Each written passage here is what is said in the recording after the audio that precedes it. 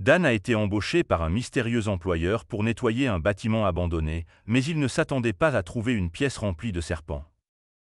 Il n'aimait pas les serpents, et ceux-ci étaient inhabituellement agressifs. En entrant dans la pièce, Dan réalisa qu'il protégeait quelque chose.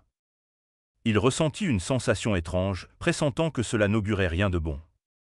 Alors que Dan essayait de s'approcher de l'objet, les serpents devenaient de plus en plus conscients de sa présence. Lorsqu'il tenta de le saisir, il fut mordu et ressentit une douleur intense dans le bras. Il appliqua un bandage, mais la douleur persistait. Il pensa à abandonner le travail, mais on lui avait offert beaucoup d'argent. À ce moment-là, il reçut un appel d'un numéro anonyme, l'avertissant de se dépêcher ou d'en subir les conséquences. Dan eut l'impression d'être surveillé. Il hésita à appeler la police, mais craignait pour la sécurité de sa famille. Il décida de gérer la situation seul et retourna à la maison, se sentant observé tout le long du chemin.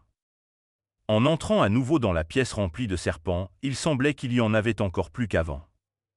Bien qu'il ne l'ait pas attaqué immédiatement, ils réagirent à mesure qu'il s'approchait. Malgré sa tenue de protection, les serpents le serraient et le mordaient, causant une douleur intense et le faisant se sentir piégé. Il finit par s'effondrer à cause du venin et du manque d'oxygène. Quand Dan reprit conscience, il entendit une conversation sur le fait qu'il en savait trop et comprit qu'il était en danger. Il fut emmené par des hommes qui l'interrogèrent sur l'objet. À peine conscient, Dan secoua la tête, ne sachant pas ce qu'il cherchait. Il se réveilla à nouveau, attaché à un lit dans une pièce lugubre. Un homme nerveux, qui semblait être un médecin, entra et prodigua des soins à Dan, mais refusa de parler lorsque Dan lui demanda de le libérer. Finalement, deux hommes traînèrent Dan dans une salle d'interrogatoire. Ils le questionnèrent sur les serpents et l'objet dans la maison, mais il n'avait aucune réponse. Soudain, un bruit fort retentit, et les hommes quittèrent rapidement la pièce. Des coups de feu éclatèrent, et Dan réalisa que l'équipe du SWAT était arrivée, le sauvant de ses ravisseurs.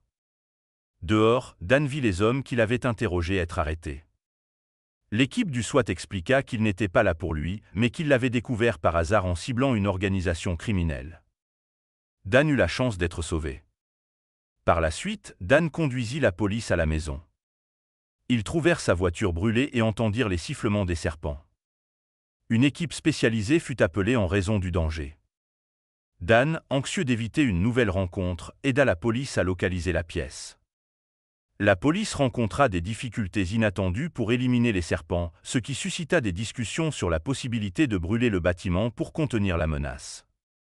Le lendemain, au lieu d'un appel du capitaine de police, Dan en reçut un du major, qui le convoqua à son bureau avec des informations cruciales. Dan, pensant encore à l'objet, se rendit sur place avec sa famille. Le major lui assura que l'organisation criminelle avait été arrêtée. Le capitaine de police entra ensuite, apportant une médaille pour honorer le courage de Dan. La police expliqua qu'il leur avait fallu 5 heures pour vider la pièce, découvrant finalement que les serpents protégeaient leurs propres œufs, qui étaient extrêmement précieux. Les criminels avaient besoin d'un inconnu pour récupérer les œufs sans savoir ce qui se passait. Dan était soulagé que tout soit enfin terminé. Dan remercia le major et le capitaine de police pour leur soutien, mais il ne pouvait s'empêcher de penser à ce qu'il avait vécu. En rentrant chez lui avec sa famille, il réfléchissait à ce que tout cela signifiait. Que se serait-il passé s'il n'avait pas eu la chance d'être sauvé? Il se rendit compte que la situation aurait pu tourner bien plus mal, non seulement pour lui, mais aussi pour sa famille. Cette expérience l'avait profondément marqué. Il se promit de ne plus jamais se retrouver dans une telle situation où l'inconnu et la peur prenaient le dessus sur la raison. Quelques semaines plus tard, Dan reçut une lettre officielle du gouvernement, le félicitant pour sa bravoure et l'informant que l'organisation criminelle avait été entièrement démantelée. Cependant, une phrase à la fin de la lettre l'intrigua. Les mystères entourant cet incident ne sont peut-être pas complètement résolus.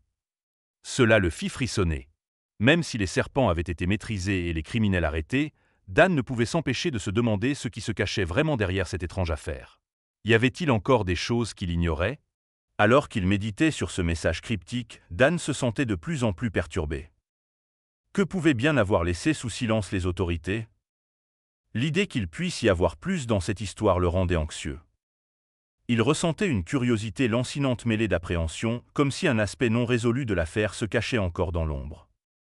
Dan réalisait que son épreuve n'était pas entièrement terminée, et le sentiment d'affaire inachevée pesait lourdement sur lui. Malgré la certitude de sa sécurité et la fin des menaces immédiates, Dan ne pouvait se débarrasser de l'impression qu'il restait encore des découvertes à faire. Il décida de rester vigilant et bien informé, espérant que, si des secrets demeuraient, ils finiraient par être révélés. L'expérience l'avait changé, le rendant plus conscient des couches cachées de la réalité et de l'importance d'affronter l'inconnu avec courage et curiosité. Dan trouva également du réconfort dans le soutien de sa famille et de ses amis, qui étaient à ses côtés tout au long de l'épreuve. Leur présence l'aida à trouver un équilibre au milieu des incertitudes persistantes. Bien qu'il accueillît le soulagement d'être en sécurité, Dan savait que le chemin pour comprendre l'ampleur complète du mystère était loin d'être terminé.